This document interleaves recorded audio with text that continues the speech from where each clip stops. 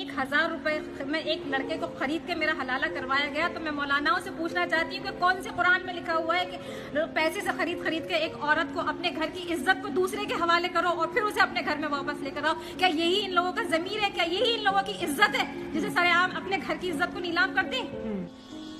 ये इसके दोस्तों ने और इस सब ने मिलकर यही फैसला किया कि इसको बच्चा भी हो गया तो जाने नहीं देंगे, तो कर लेते हैं।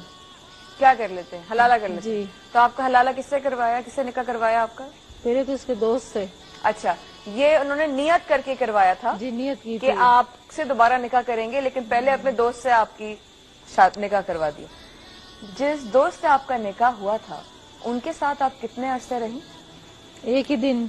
एक दिन रही। कितनी दफा इनकी तलाकें हुई हैं? इनकी कोई 6 दफा तलाकें हुई हैं। 6 दफा तलाकें हुई हैं टोटल जो हुई हैं, जो हलाला और सब मिला के। जी, कोई टोटल 6 बार इनका निकाह हुआ है। और बड़ा, यानी मैं बता रहा हूँ कि जब हमने इसने आके सुनाई थी तो हमें तो यकीन नहीं आ रहा था कि इस तरीके से भी होता है हमारे माशरे के अंदर, हमारे लोगों में।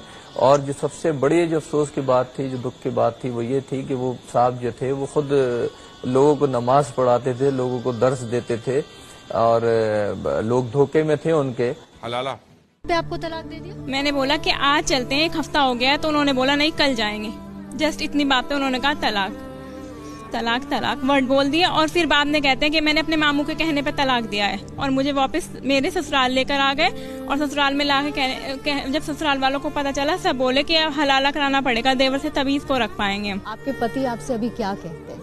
अभी भी वो आपको वैसा ही झूठा दिलासा? कहते हैं घर में, मतलब मेरे देवर के साथ मैंने हलाला न कराया तो चाहे मुझे जेल भेज दो, चाहे मुझे फांसी चढ़ा दो, मैं आपको नहीं लेकर जाऊंगा। अब उन्होंने काउंसलिंग में साफ ओपनली सबके सामने बोल दिया है। उन्होंने पुलिस के सामने भी यही बोला है कि हलाला कराओ तो लेकर जाएंगे। मतलब आपके पास उन्होंने कोई विकल्प नहीं छोड़ा? हलाला, तलाक, पहले 3 तलाक और फिर अब हलाला।